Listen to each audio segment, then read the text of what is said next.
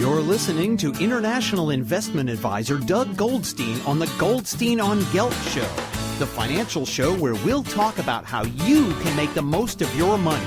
With all the confusing financial chatter bombarding you each and every day, Goldstein on Gelt will give you the practical information you want and need about living a financially stable life. Here's your host, money maven Doug Goldstein. Okay, we are back. I'm very excited to have on the Goldstein on Gelt show Scott Alan Turner, who I actually met a couple of years ago when I was a guest on his show when my book about how the strategies of chess and investing can be combined.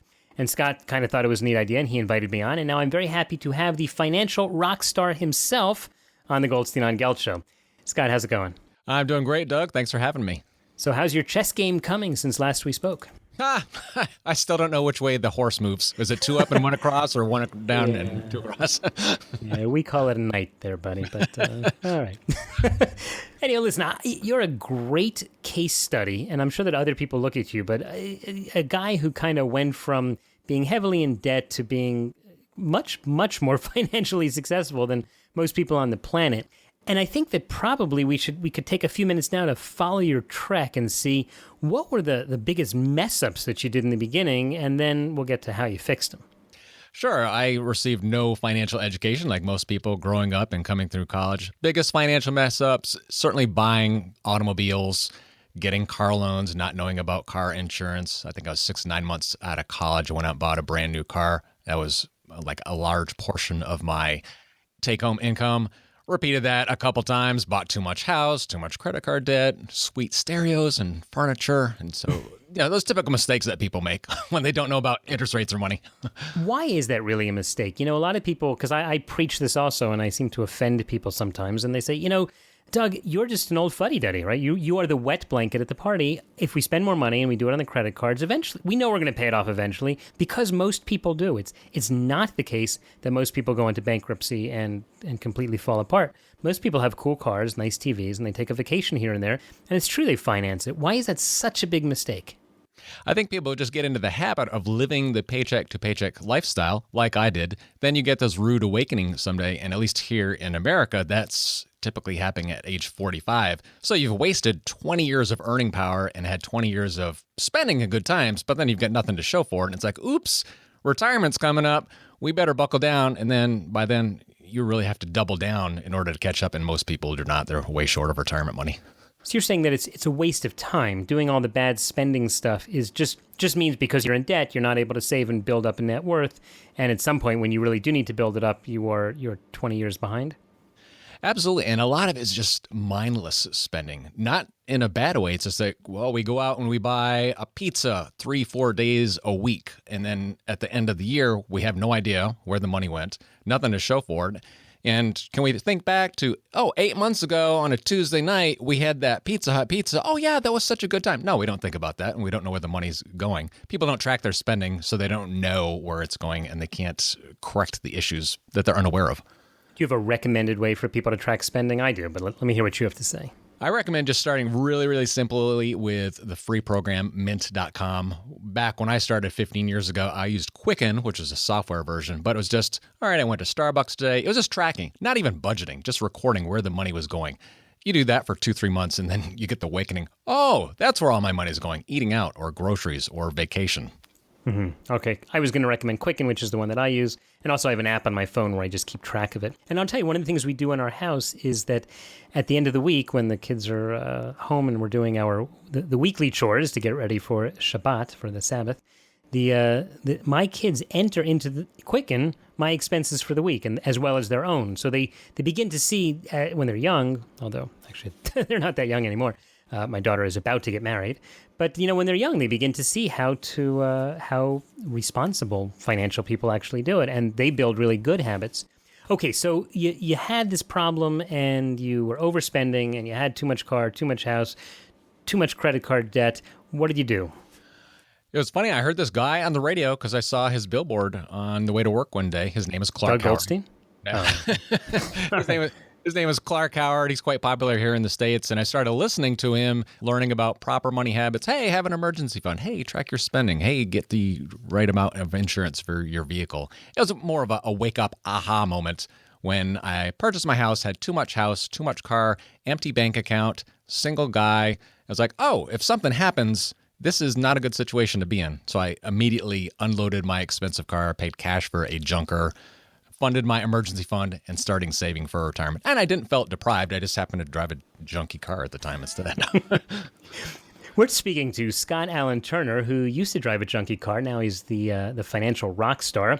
Scott, you mentioned Clark Howard, who was also a former guest on the Goldstein on Gelt show. He gave us a number of really good ideas. He spoke about the idea of living large for the long haul, which meant not to start when you're young living large, but if you begin and do some of the right things, it's not going to take forever until you can begin to feel financially comfortable. How did you change your habits? Because for most people, it's hard to kind of turn off the joy of spending.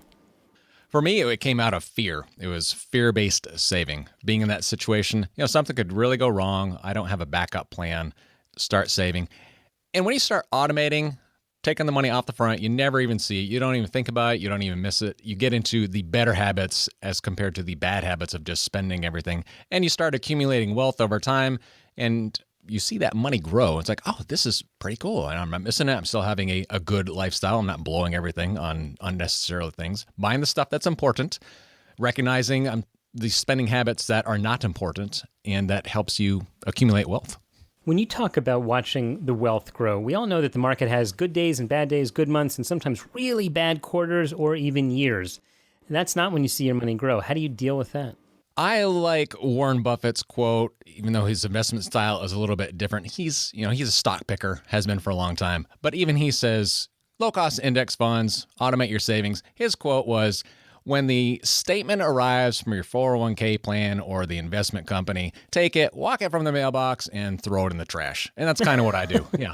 Don't even look at it. I look at my investments probably once or twice a year, and I ignore what the market is doing because it's all hype. Mm-hmm. I see. I think it's very true that the market does move based on the news, and the news moves on the media trying to sell more news to us. So they certainly do shake people up in order to get them to either buy or sell. Sometimes there are real fundamental issues or major crashes in the market. How do you see that, especially, so maybe you could talk to us a little bit about being retired. Someone who's retired and watches half his money go down the drain because the market crashes, that can definitely shake them up. It can, and for the person who does see half their money go down the drain, that probably means they weren't in the right investments to begin with. If you're in the proper asset allocation, the proper risk tolerance, you've got the horizon for, all right, retirement's starting tomorrow, we're going to live for another 30 years, should not be in 100% stocks, and you would see your money go down half as much by then. But for younger people, when the market's going down, we should be jumping up and down and cheering because it's a fire sale. We can buy more for our dollars using dollar cost averaging. Yeah, I think that's a big mistake that people make. People often say, if you wanted to buy a Ferrari, a $200,000 car, and you walk by the store and they say, listen, it's on sale now for $110,000, you would jump all over it because now it's on sale. Whereas when the stock market drops in half, people go, oh my gosh, I'm going to sell. I don't want to buy. Why don't they buy that on sale? I think it's just another way of looking at it, and it's the fear that you mentioned before, no? It is. It's perception. And then when the market did drop 54% between '08 and '09, all the people that bailed out, they missed on the market coming back over the next, I think it was 18 months after that. And then another couple years on top of that where your investments would have tripled in value. So you get out, you stay out, you have that fear-based investing, and you miss out on the gains. The market always comes back. Always has. I can't really say it always will, but Right. Past performance is no guarantee of future returns. All right, tell us a little bit about your retirement concept, because you retired early. Is that a good idea? It was for us. It was a combination of frugal living early on, both as a single person and when my wife and I got married. So we had a pretty low-cost lifestyle, proper investing, asset allocation, throwing a lot of money to our investments early on. We lived with our in-laws for a year, so that was a low cost of living year, just because of circumstances. Also been a serial entrepreneur for a number of years. Had a lot of businesses and have seen successes with those. So taking that money, not spending it, putting it into investments. And that allowed me at a very early age to accumulate a lot of wealth, take advantage of those market gains after the crash happened in '08 and '09. That's when we really started throwing money in the market and it grew. So what do you do as a retiree? Now I teach people to not make the mistakes that I used to do. So I get to spend my days teaching people about personal finance, proper budgeting, beginning investing, hosting a show, authoring, blogging, and different things along that lines to, again, keep them from being the money moron I used to be. And I have great joy in that, helping people out. That is fantastic. All right, Scott, so in the last few seconds, just tell us, how can people follow you and follow your work? My website is Scott Allen Turner, ALAN, allenturner.com. And right now you can get a free audio version of my best-selling book, 99 Minute Millionaire, on the website. All right, we will put a link to that at the show notes at goldsteinongelt.com. Scott Allen Turner, thanks so much for coming on to the show. Thanks, Doug. My pleasure. I enjoyed it. You've been listening to the Goldstein on Gelt show with money maven Doug Goldstein. Check out all of Doug's money ideas at goldsteinongelt.com. Doug specializes in helping people who live outside the United States handle their U.S. investment accounts. If you have a question that you would like answered on the air or off, contact Doug at his website or send him an email to doug@profile-financial.com.